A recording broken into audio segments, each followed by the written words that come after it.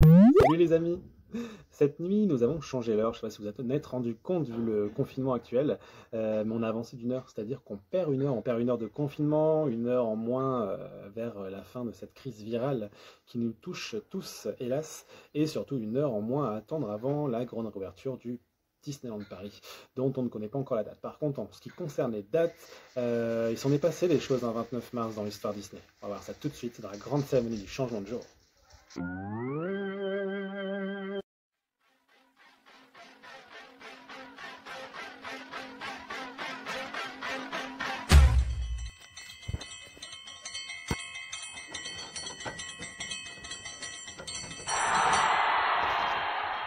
Il y a 70 ans, c'était un mercredi, mercredi 29 mars 1950, sortait le film Coquin de printemps en France.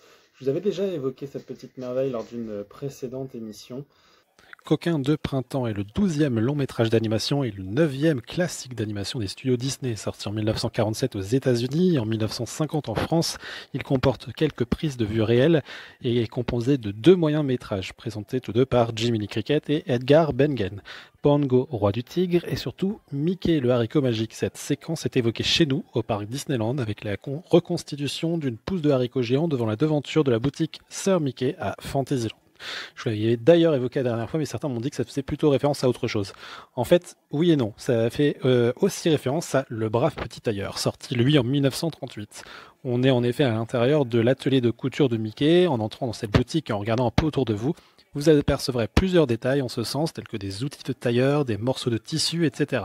En levant les yeux au plafond, vous verrez que le haricot magique que Mickey a planté dans son potager à l'extérieur a totalement envahi les lieux, semant un peu de désordre. On peut aussi en apercevoir le gérant par la fenêtre supérieure. Et cette date, il y a 66 ans, lundi 29 mars 1954, Walt Disney trouve son financement pour Disneyland. En échange de l'engagement de Walt Disney à produire des émissions de télévision pour ABC, ABC contribuera donc en grande partie au financement du premier parc Disneyland, donc en Californie, en participant à hauteur de 500 000 dollars et en prêtant 4,5 millions donc à Disney.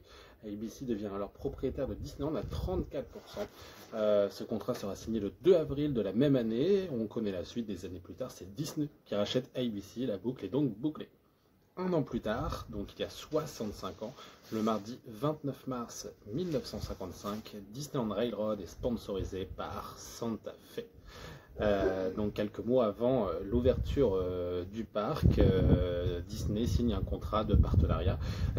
Donc c'est la Chinson Topeka and Santa Fe Railway qui était créée en 1859, donc quasiment un siècle avant. C'était souvent abrégé tout simplement par Santa Fe. C'était l'une des plus grandes compagnies ferroviaires donc du chemin de fer des États-Unis. Disney signe alors un contrat de sponsorisation pour 5 ans afin de mettre leur logo et le nom Santa Fe, le fameux chemin de fer à vapeur encerclant le parc Disneyland que l'on connaît aujourd'hui sous le nom de Disneyland Railroad, s'appelait en effet à son origine Disneyland and Santa Fe Railroad, et ce jusque 1974. On continue avec cette date en 97. C'était le samedi 29 mars 1997, le début des festivités des 5 ans de Euro Disney.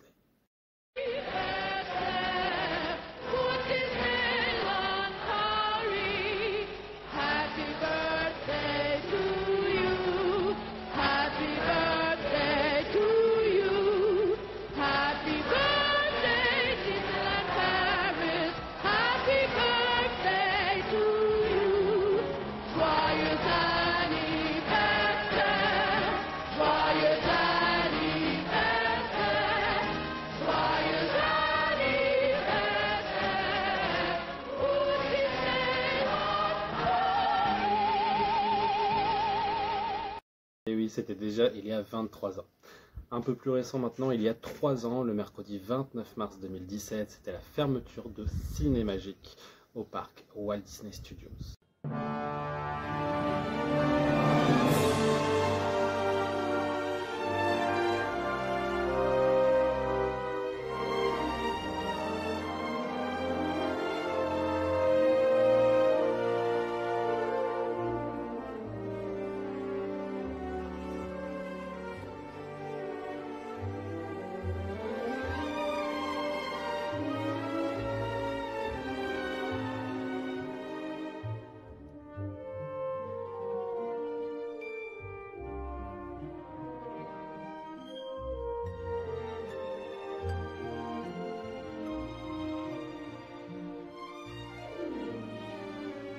On continue avec vos anniversaires.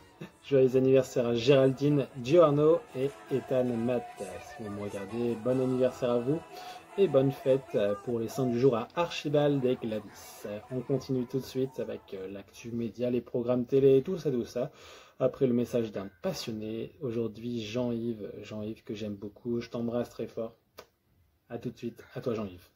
Bonjour à tous, voilà, je me présente, je m'appelle Jean-Yves Poulet, je suis le compagnon de La Magie de Jenny, je suis aussi administrateur de son groupe, voilà, et suite à la demande de Tony DLP, je vais vous énumérer ma meilleure histoire à Disneyland Paris. C'était en 97, j'y étais avec ma défunte grand-mère, et on a passé une excellente journée et j'étais très content de voir que ma grand-mère à 75 ans faisait encore pas mal d'attractions que moi je ne ferais peut-être plus d'ici là. Voilà, et c'était vraiment un souvenir qui m'a ému énormément puisque maintenant elle n'est plus là et à chaque fois que je vais sur le parc, j'ai une petite pensée pour elle et je me dis que maintenant ça serait sympa d'y retourner avec elle. Voilà, écoutez, je vous remercie et je vous souhaite bon retour au parc bientôt. Merci beaucoup Jean-Yves, ça fait plaisir de se revoir même si c'est en virtuel. On se retrouvera très bientôt tous ensemble de toute façon à Disneyland Paris, c'est sûr, juste après la période de la crise virale avec le confinement. Merci encore. On continue avec les médias. Aujourd'hui, rien de particulier prévu sur les chaînes en ce qui concerne les programmes télé. Demain non plus, si ce n'est comme tous les jours, en ce moment du lundi au vendredi, les rediffusions de Desperate Housewives sur M6. Nous en sommes à la fin de la toute première saison. Donc c'est dès 10h et ce jusque 12h40. Ou encore la série Grey's Anatomy de 17h25 à 20h55 sur TF1 Film, TF1 Série Film, pardon. C'est sur le canal 20 de la TNT. C'est la rediffusion en ce moment du début de la saison 11. La saison 16 d'ailleurs, qui était actuellement en tournage, est à l'arrêt suite à les problèmes actuels. Rappelons-le, elle ne comportera donc que 21 épisodes au lieu de 25 initialement prévus, puisque le monde entier est à l'arrêt en ce moment. Donc ce sont toutes deux, Grey's Anatomy et Desperate Housewives, des séries ABC, donc des séries Disney, comme on en parlait justement tout à l'heure. En ce qui concerne l'actu parc, l'actu média, rien de particulier aujourd'hui. C'était une courte vidéo, mais je vous remercie beaucoup de continuer à me suivre sur Instagram, sur Facebook, sur YouTube. N'oubliez pas aussi J-9, enfin, avant Disney+, le 7 avril. Ça va révolutionner nos journées pendant cette longue période. À très bientôt, à demain, pour une nouvelle grande cérémonie de changement de jour. Ciao.